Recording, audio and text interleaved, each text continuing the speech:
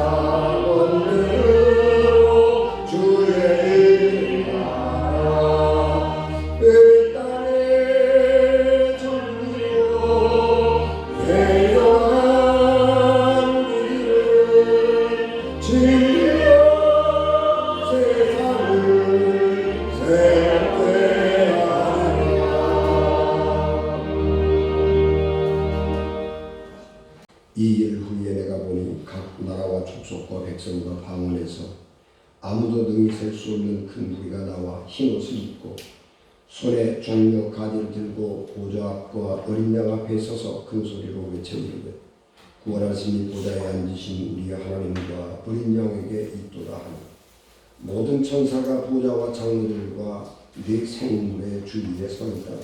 보좌 앞에 엎드려 얼굴을 대고 하나님께 경배하여 이르되 아멘.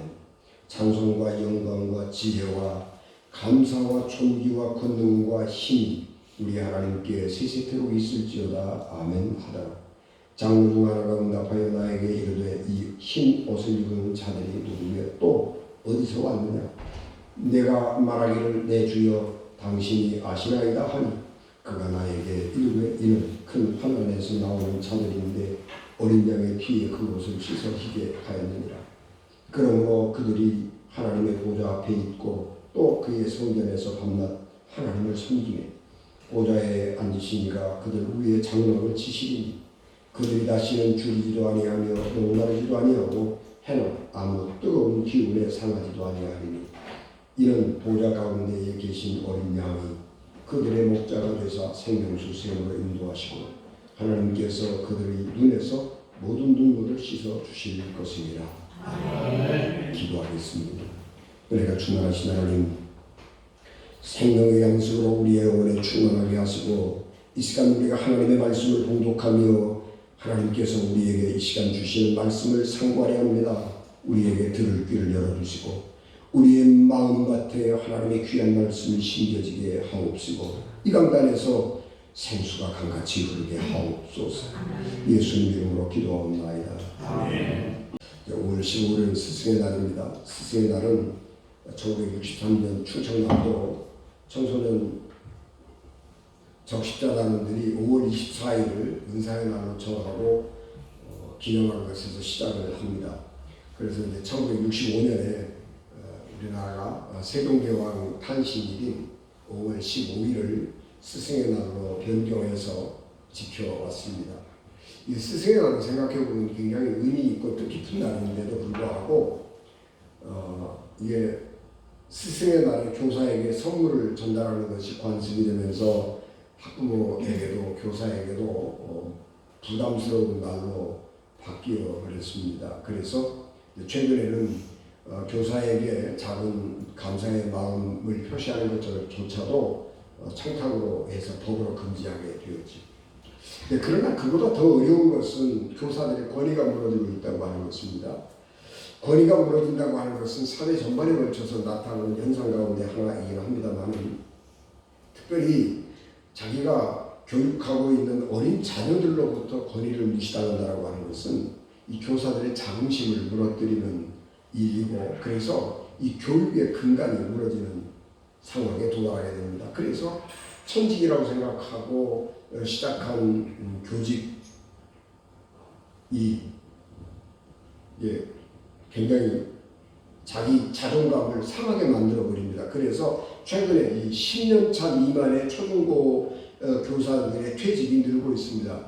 작년 3월부터 금년 2월까지 퇴직한 10년차 미만 초중고 교사들이 576명이었는데 이것은 2000년도부터 지금까지 점점 증가하고 있습니다. 어린 학생들로부터 교사들이 폭행을 당하거나 폭언을 당하는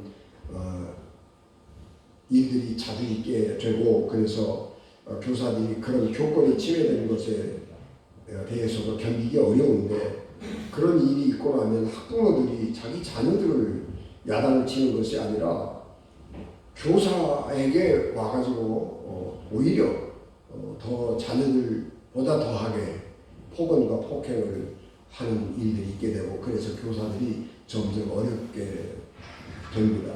그래서 부모가 자녀들이 이 세상을 잘 살아갈 수 있도록 자존감을 높여주고 마음껏 세상에서 살아갈 수 있도록 뒷받침하고 후원하는 것은 굉장히 좋은 일이지만은, 잘못된 행동에 대해서 부모가 지지해 줌으로써 잘못된 가치관을 갖도록 한다면 그것은 자녀 교육을 잘못하는 겁니다.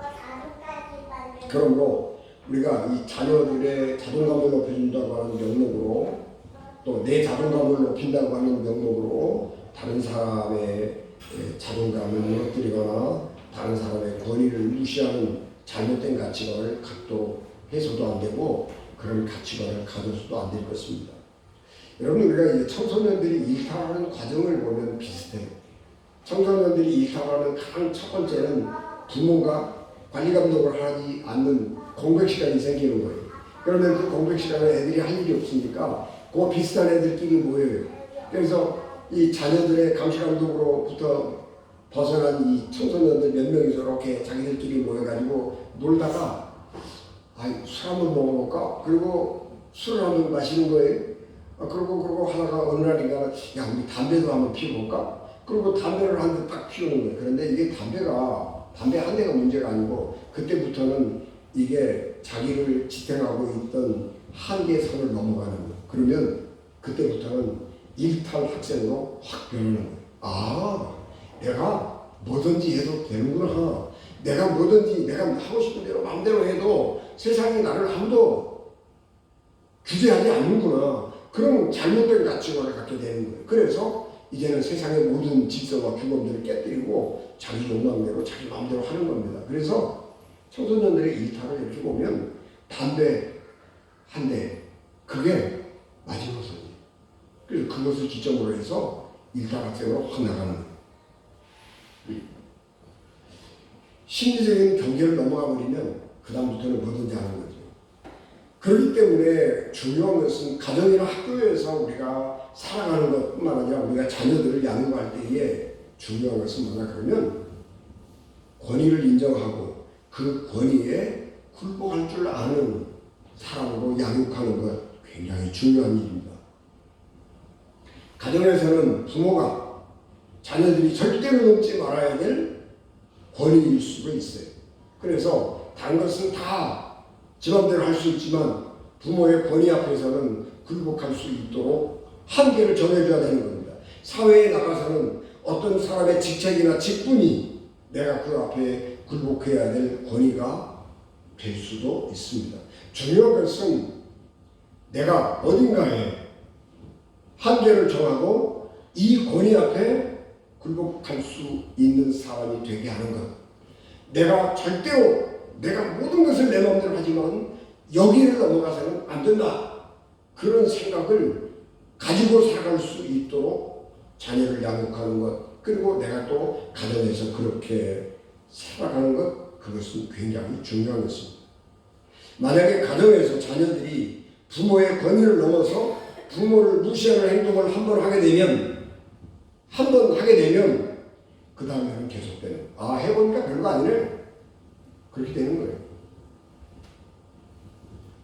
한 번 넘어가면 그 다음에 또 하는 거예요. 한 번 넘어가면 그 다음에는 더 강해지는 거예요. 그래서 부모를 죽이는 거예요.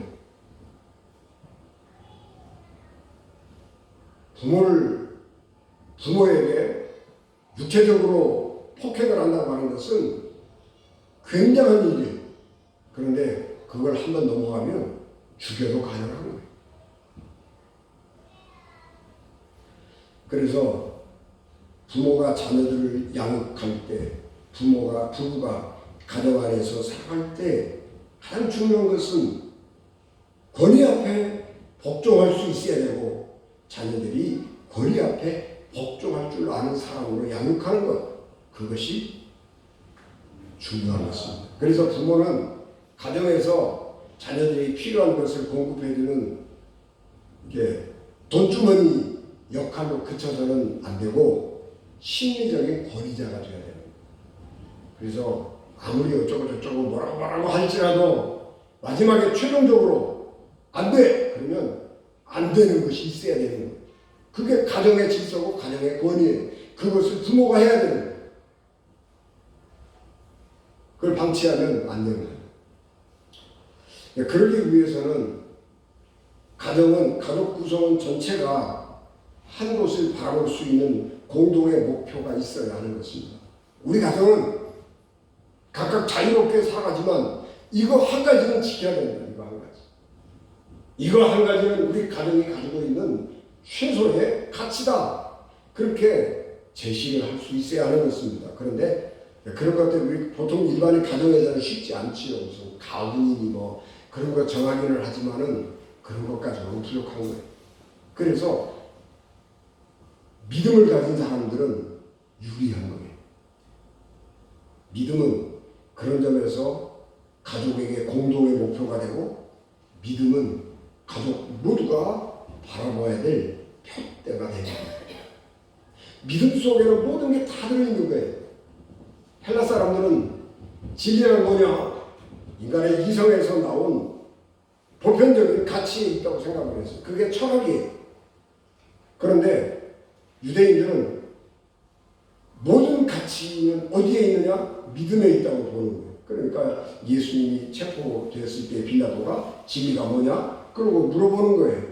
그런데 유대인의 진리와 헬라인의 진리는 달라요. 그래서 안 되는 거예요. 그런데 어느 게 맞느냐 그러면 유대인의 진리가 맞는 거예요. 믿음이라고 하는 것은 가만히 두리뭉실해가지고 아무 실체가 없는 것 같고, 헬라 철학은 명확하게 문장으로 정리해 주기 때문에 그것이 옳은 것 같은데, 생각해보면 믿음이라고 하는 것 속에 모든 게 다 있는 거예요. 그래서 믿음이 진리예요. 그래서 우리가 믿음을 가지고 있다고 하는 것은 굉장히 중요한 것입니다. 가정의 목표가 있다고 하는 이야기고, 가정의 가치가 있다고 하는 이야기고, 온 가족이 바라볼 공동의 지향점이 생겼다고 하는 것입니다.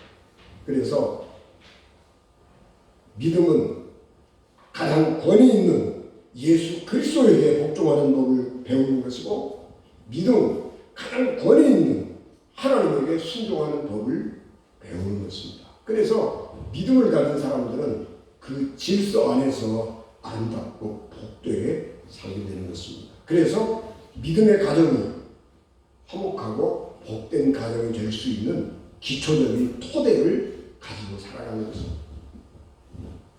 오늘 우리가 봉독한 말씀은 좀처럼 설교하지 않는 요한계시록입니다. 요한계시록은 읽고 해석하기가 굉장히 어려운 성경이지만 그럼에도 불구하고 해석이 불가능한 것은 아니에요. 그래서 요한계시록은 올바르게 해석되어져야 할 성경이고 우리가 올바르게 배워야 될 필요가 있는 성경입니다.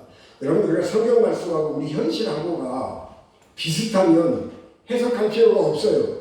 부모에게 순종하라 이것이 옳으니라. 그거는 해석할 필요가 없어요. 유교에서 효를 강조하는 거하고 성경이 부모에게 순종하라 하는 거하고는 같은 거예요. 그러니까 그거는 설교할 필요도 없고 해석할 필요도 없어요. 부모에게 순종하시고 그러면 끝나는 거예요. 그런데 상황하고 성경하고가 거리가 멀면 이 해석자의 역할이 굉장히 중요해지는 겁니다. 그래서 해석을 잘해야 돼. 올바르게 해야 되는 거예요. 요한계시록은 그런 책입니다. 해석을 올바로 해야 될 책이에요. 해석을 잘못하면 맘대로 하는 거예요. 그래서 이 요한계시록에서 이단들이 굉장히 많이 나오죠. 해석을 지 맘대로 하기 때문에 그래요. 그런데 요한계시록은 그렇게 해석하는 책이 아닙니다. 요한계시록은 보통 4가지 해석 방법을 가지고 있는데 첫 번째는 과거주의적 해석 방법입니다. 요한계시록은 과거에 요한의 시대에 있었던 일을 기록하고 있는 책이고 현재와는 아무 상관이 없다. 그런 생각을 가지고 요한계시록을 보는 거죠. 요한계시록은 과거에 일어난 일임에 틀림이 없어요. 도미시안 왕제 때 로마의 8대 왕 도미시안 왕제 7대 네로 그 시대에 일어났던 일들을 기록하고 있는 것은 틀림이 없습니다. 그러나 거기에만 국한되는 건 아니죠. 두 번째는 역사주의적 해석 방법인데 예수님이 재림하기 전에 있을 인류의 역사라고 하는 역사를 기록한 것이다 라고 하는 것을 전제로 하는 성경 해석 방법입니다. 예수님이 재림하기 전에 있을 인류의 역사라고 하는 것으로 한정을 해서 보면 성경이 굉장히 요한계시록이 굉장히 편협해지고 위험해지는 것입니다. 그리고 이 세 번째는 미래주의적 해석 방법인데 이 방법은 가장 문제가 있는 해석 방법입니다. 이 요한계시록은 정말 직전에 아주 짧은 시간에 일어난 일들을 기록한 예언의 말씀이다. 그렇게 생각하고 해석하는 방법입니다. 그래서 이것은 해석자가 살고 있던 그 시대에 특정한 시기에 특정한 장소에 예수님이 재림한다. 뭐 그런 해석 방법이에요.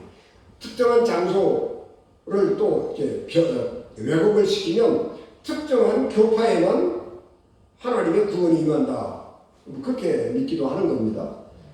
그래서 이단들이 이런 미래주의적 해석 방법을 가지고 사람들을 현혹하고 이단들이 많이 나오게 됩니다. 그래서 예수님이 특정한 장소에 특정한 시간에 특정한 곳에 특정한 사람들에게 재림한다라고 하는 위험한 해석 방법입니다. 네 번째는 관념적 혹은 알레고리적 해석 방법인데 이게 알레고리라고 하는 거예요. 영해라고 하는 거죠. 알렉산드리아 학파에서 발전시킨 해석 방법인데 굉장히 도움이 되면서도 위험한 해석 방법이어서 요즘에는 알레고리적 해석 방법은 거의 사용하지 않습니다. 성경 말씀에서 문자적 의미, 영적 의미 이런 것들을 따로 분리하는 거예요. 문자적으로는 이런 말인데 영적으로는 이런 의미를 가지고 있는 거야. 그렇게 해석하는 게 알레고리예요. 영해라고 하는 것인데 이것도 굉장히 위험하기 때문에 요즘에는 잘 하지 않습니다. 자, 그러나 성경 연구가 깊숙이 더 진행이 되면서 다양한 연구 방법이 나타나는데 요즘에는 역사 비평, 문학 비평, 사상 비평, 사회 비평 이런 다양한 방법들이 연구 방법으로 나타나게 됩니다. 성경은 이 요한계시록이 쓰여지던 그 시대를 재구성해야 될 필요가 있는 거죠. 그래서 우리가 성경이라고 하는 것은 신화가 아니잖아요. 진짜로 옛날에 있었던 이야기, 진짜로 옛날에 있었던 이야기인데 시간이 오래 지나면서 또 그것이 반복되지 않아요. 계속해서 반복돼서 그런 일이 일어나면 참 좋겠는데 그때 한 번 딱 일어나면 안 일어나는 거예요. 그러니까 이 성경의 이야기들은 사건 자체가 뭐냐라고 하는 것도 중요하지만 의미가 뭐냐는 게 굉장히 더 중요한 거예요. 그런데 사건이 없었던 것은 아니에요. 그러니까 과거에 어떤 일이 있었던가 하는 것을 연구하고 사회학적으로 역사적으로 그때 당시 사람들이 살고 있었던 사회 상황을 잘 구성해 보는 거예요. 그래서 이때는 이 사람들이 이렇게 살고 있었기 때문에 사회 제도가 이러고 법이 이러했기 때문에 이렇게 살았을 것이다. 그래서 이 사람들에게는 이 말이 무슨 의미를 가지고 있었을 것이다. 그렇게 연구를 해야 되는 거예요. 그리고 그것이 어느 우리에게는 무엇을 의미하는가 그런 것들을 연구해야 되는 거예요. 그게 성경 해석자가 하는 일이에요. 목사님들 중에서 나 성경 몇 번 읽었는데 그거 중요하지 않아요. 나 성경 100번 읽었는데 우리 기선주 목사님 요한계시록을 100번을 읽었다고 그러죠. 그래서 거의 암송을 했다고 그러죠. 요한계시록을 100번을 읽었거나 10,000번을 읽었거나 중요하지 않아요. 목회자들은 성경을 많이 읽는 사람이 아니고 성경을 연구하는 사람들이 성경을 연구 많이 해야 돼요. 많이 읽은 거 중요하지만 목회자들에게는 성경을 연구하는 사람들이 그래서 그 올바른 의미를 우리에게 전달해주는 해석자예요. 성경과 청중 사이에서 해석자가 되어야 되는 것이 목회자예요. 근데 평신도처럼 많이 읽었다고 나 성경 많이 읽었는데 그건 자랑이 아니에요. 해석을 올바로 할 수 있어야 되는 것입니다. 그래서 성경을 올바로 해석하기 위해서는 이 다양한 방법으로 성경을 읽고 해석해야 되는 것입니다. 한 가지 방법뿐만 가지고 되는 게 아닙니다. 요한계시록은 과거에 있었던 사건에서 출발하는 거죠. 요한계시록은 박해를 받고 있던 그리스도인들이 예배 시간에 모여 앉아서 읽었던 성경이에요. 옛날에는 언제 예배를 드렸을까요? 아침이나 저녁이었을 거예요. 아침이나 저녁에 일과 시작하기 전에 일과가 끝나고 그런 시간에 사람들이 모였어요. 그러면 글자를 아는 사람들이 많지도 않고 성경책이 많지 않으니까 어떤 한 사람이 회중 앞에 나와서 성경을 읽었을 것입니다.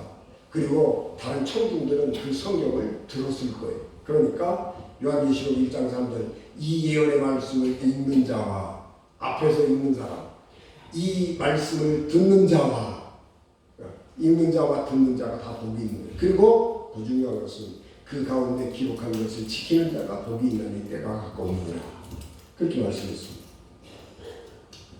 그런데 이 요한계시록은 박해를 하고 있는 사람들이 들으면 안 되는 거예요. 왜냐하면 이 요한계시록은 하나님께서 그리스도인들을 박해하고 하나님을 박해하는 사람들을 반드시 심판하시고 벌을 내리실 것이라고 하는 섬뜩한 심판에 어떻게 얘기하면 좀 저주의 말씀이 거기에 들어있는 거예요.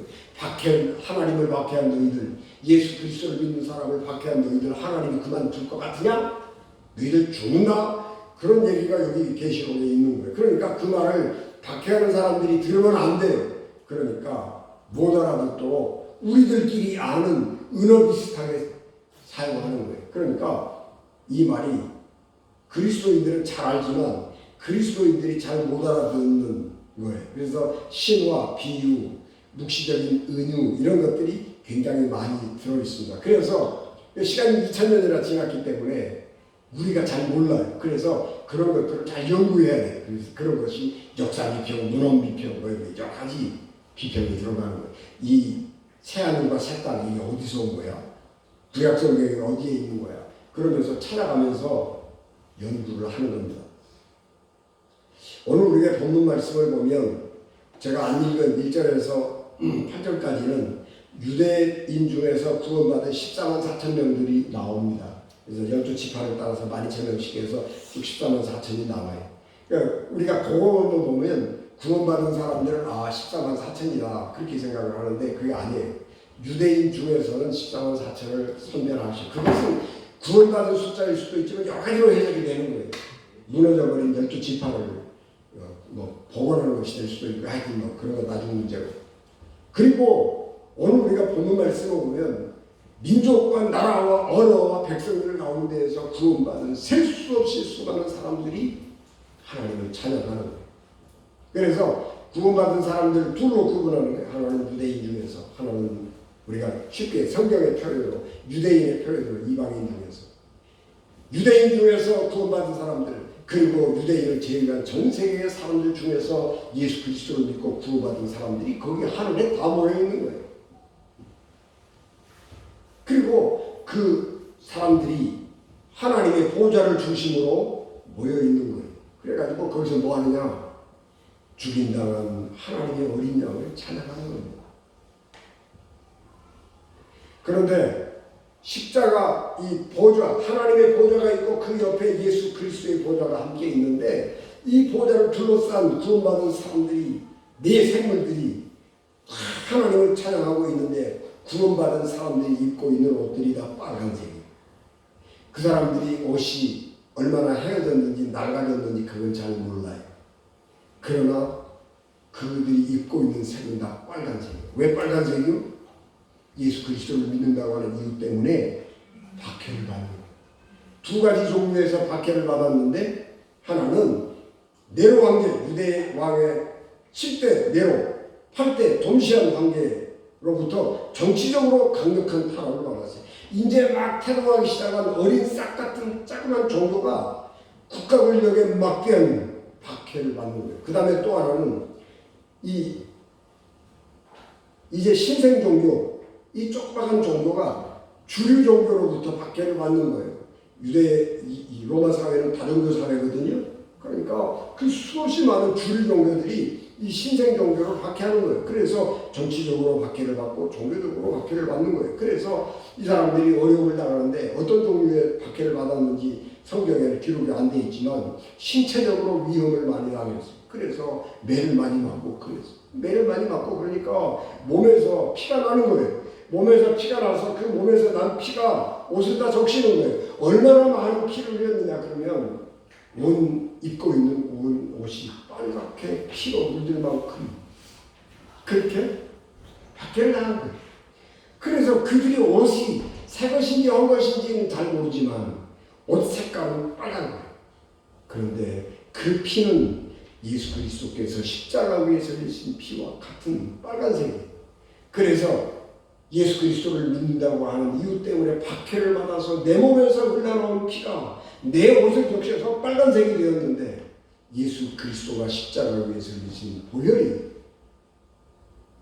예수 그리스도를 믿다가 박해를 받아서 피를 흘린 사람들의 죄를 용서하는 거예요. 그래서 그 사람들은 흰 옷을 입은 것으로 보이는 거예요. 실제로는 빨간 핏빛 옷을 입고 있는 거예요. 그래서 요한계시록은 그리스도의 어린 양의 피에 자기 옷을 빤 사람들, 그래서 세마포 정결한 옷을 입은 사람들 그러는 거예요. 그래서 그 사람들이 입은 색깔이 하얗고 아름다운 아주 고운 명주, 고운 모시 옷 그런 게 아니고 핏빛 색깔 옷을 입었는데 그 옷이 죄가 깨끗하게 씻어진 고운 영혼으로 만드는 거예요. 그래서 흰 옷 입은 세마포 옷을 입은 사람으로 표현되는 거예요. 그래서 그 핏빛 옷을 입은 사람들의 영혼을 하얗게 만드는 것입니다. 요한계시록은 두 가지의 사상을 기점으로 쓰여졌는데 하나는 이원론과 결정론이라고 하는 거예요. 시간적으로는 현재와 미래의 이원론, 공간적으로는 땅과 하늘의 이원론, 행위적으로는 하나님을 박해하는 사람들, 악한 영들과 그의 대리자들, 그리고 하나님과 그의 대리자들, 이 두 개가 대립하는 거예요. 그래서 이 세상에서는 그런 두 개의 대립이 일어나는 거예요. 땅에서는 하나님을 믿는 사람들, 예수 그리스도를 믿는 사람들이 형편없이 박해를 당하고 목숨을 잃지만 천국에서는 하나님을 믿다가 순교한 사람들이 하나님의 보좌 앞에 모여서 하나님을 찬양하는 거예요. 그리고 그 사람들이 한두 사람이 아니에요.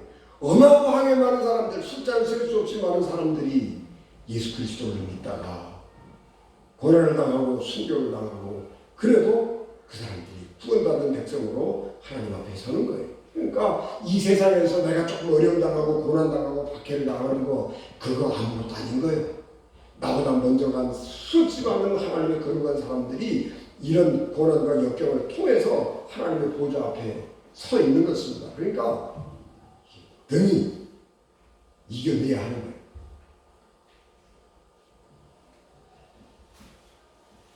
그래서 이제 이런 이원론, 그 다음에 또 하나는 결정론이라고 하는 결정론. 우리가 지금은 어려움 당하지만 하나님의 능력으로, 어린 양의 능력으로 우리가 승리할 것이라고 하는 거예요.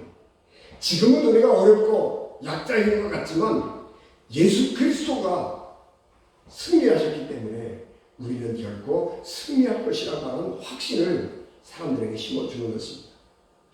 예수께서 십자가에 달려 돌아가셨는데 하나님께서 능력으로 예수 그리스도를 다시 살리시고 승리하게 하셨습니다. 마찬가지로 하나님께서 그리스도인들을 박해하는 악한 세력들, 하나님의 교회를 박해하는 악한 세력들을 패배시키시고 선으로 승리하실 것을 확신하고 믿는 것입니다. 그래서 결정론이에요. 믿음 안에서는 승리가 이미 결정되어 있어요. 지금은 우리가 어렵고 패배하는 것 같고 고난 중에 있는 것 같은데 결론은 정해져 있어요. 이기게 되어 있단 말이에요. 왜? 예수 그리스도가 내가 세상을 이겨노라 그랬잖아요. 하나님이 세상을 다스리시는 분이잖아요. 그래서 이기게 되어 있는 거예요. 그래서 그리스도인들은 어떤 고난과 역경이 온다고 할지라도 믿음을 포기해서는 안 된다라고 하는 것을 말씀하고 있는 것입니다.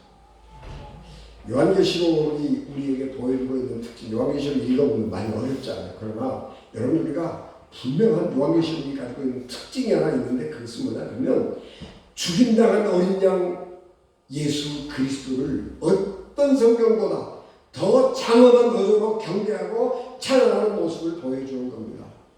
성경에 어떤 성경을 읽어봐도 예수님을 이렇게 장엄한 언어로 장엄한 사람들이 모여있는 광경으로 하나님 예수 그리스도를 찬양하고 있는 모습을 보여준 성경은 없어요. 하나님 나라의 공간이 얼마나 넓겠어요. 그런데 큰 넓은 공간에 중앙 한복판에 예수 그리스도의 보좌가 있고 하나님의 보좌가 있고 그 가운데 내 생물들이 뭔지 몰라요. 그러나 하여튼 하나님이 만드신 모든 만물들 대표하는 생물들, 그리고 이스라엘을 대표하는 장로들과 그리고 하나님의 교회를 대표하는 12명의 사도들, 24장로들, 그리고 하나님의 구원받은 수없이 많은 숫자를 셀 수 없는 많은 사람들이 모여서 하나님을 찬양하는 거예요.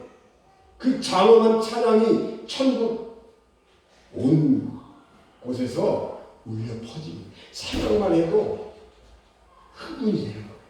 그래서 세상에 이 어떤 어려움 이런 정도는 아무것도 아닌 거예요.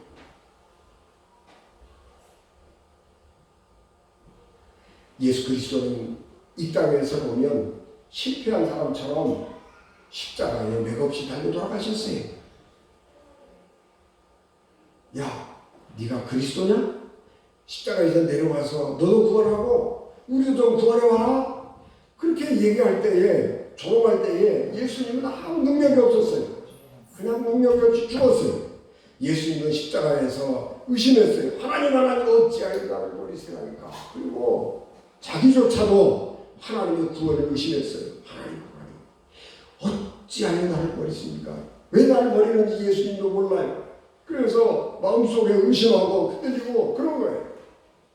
그런데 그 죽음의 고통의 시간이 지나고 죽음을 넘어서서 하나님께서 살리신 거예요. 그리고 하나님께서 그 예수 그리스도를 세상의 심판자로 위임하시는 거예요. 그래서 구원받은 모든 영혼들이, 하늘의 천군 천사들이 길게 하나님을 찬양하는 요한계시록 7장 10절 12절 큰 소리로 외쳐 이르되 구원하시니 보좌에 앉으신 우리 하나님과 어린 양에게 있도다. 모든 사람들이 그렇게 찬양을 부르는 거예요. 모든 천사와 보좌와 장로들과 내 생물의 주위에 서 있다가 보좌 앞에 엎드려 얼굴을 대고 하나님을 경배하여 이르되 아멘. 찬송과 영광과 지혜와 감사와 존귀와 권능과 힘이 우리 하나님께 세세토록 있을지어다. 아멘. 그리고 찬양.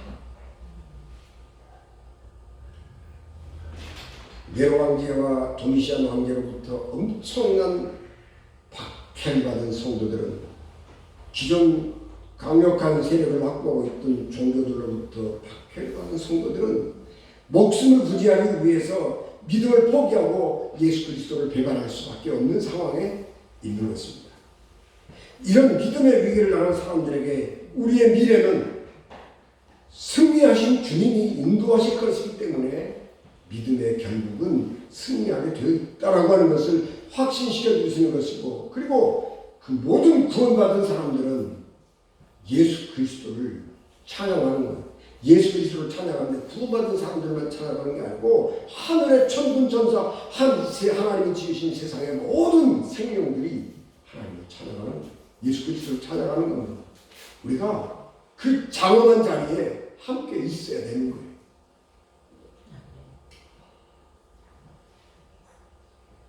하나님은 이 세상에서 어려움 당하고 있는 사람들을 방치하지 않았습니다.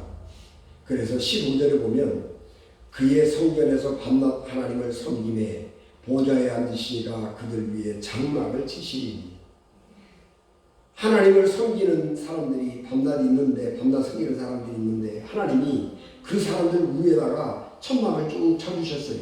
하나님이 그 천막을 쭉 치고 하나님을 섬기는 사람들을 그 천막 안으로 다 불러모으는 거예요. 그래서 하나님께서 하나님이 치신 천막 안으로 사람들을 모으면 어떤 효과가 나타나느냐 그러면 16절 다시는 줄이지도 아니하며 목마르지도 아니하고 해나 아무 뜨거운 기운에 상하지도 아니하리니, 어떤 것도 하나님께서 보호하시는 하나님이 치시는 천막 안에 들어와 있는 사람들은 어떤 것들로부터 또 안전하게 보호함을 받는 거예요. 하나님께서 보호하시는 사람은 세상에 그 어떤 것도 굶주림이나 목마름이나 천대지변이나 세상 권력의 핍박이나 그 어떤 것도 하나님의 사람들을 해치지 못하는 것입니다. 온갖 고난을 겪으면서 믿음으로 승리한 성도들이 하나님과 죽인다는 하나님의 어린 양 예수 그리스도만을 찬양하는 것입니다. 이 자리에 있는 사람들은 자기의 공적을 자랑할 만한 사람들이, 내가 예수 믿다가 얼마나 고생을 많이 당했는데 내가 이 정도면 나 자랑할 만하잖아, 내 얘기할 수 있는 거예요. 사도 바울이 이러잖아요. 나를 괴롭게 하지 마라. 나는 내 몸에 그리스도의 흔적을 가졌노라. 여러분, 그리스도의 흔적이 뭐예요?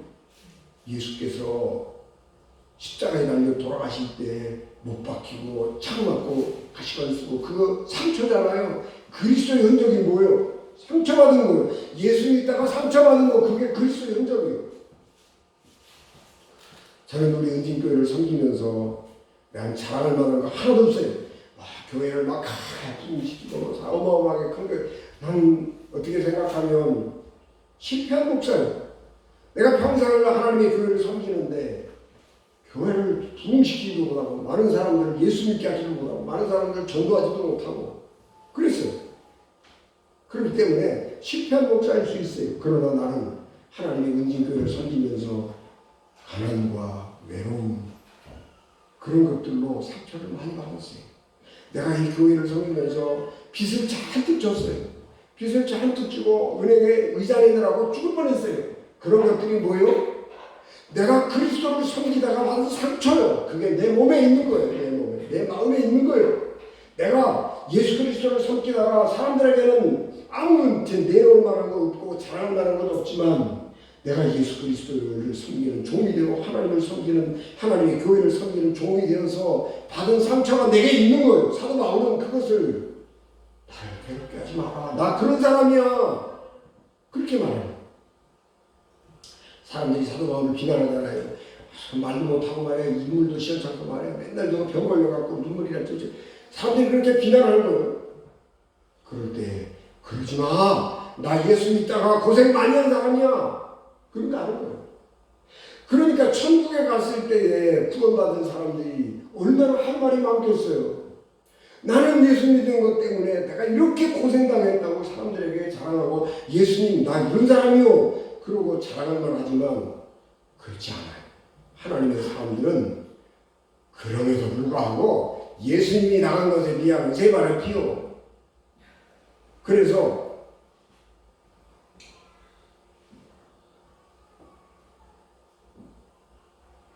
그 자리에 있는 사람들이 자기의 공적을 감추는 거예요. 그리스도인들은 그리스도 위에 권위 앞에 무릎을 꿇고 예수 그리스도만을 찬양하는 겁니다. 그리스도인들은 예수 그리스도의 권위 앞에 굴복하는 사람들이에요. 계시록 4장 10절에서 12절 24장로들이 보좌에 앉으신 이 앞에 엎드려 세세토록 살아계시는 이에게 경배하고 자기의 관을 보좌 앞에 드리며 이르되 우리 주 하나님이여 영광과 존귀와 권능을 받으시는 것이 합당하오니 주께서 만물을 지으시니라. 만물이 주의 뜻대로 있었고 또 지으심을 타고나이다. 하나님이 예수님이 우리가 천국에 갔을 때 너 수고했다. 그리고 우리에게 합당한 면류관을 주는 거예요. 그런데 예수 그리스도 앞에 설 때는 그 면류관을 벗어서 주님 보좌 앞에 내려놓는 거예요. 예수님의 권위 앞에 복종하는 거예요. 그게 그리스도입니다.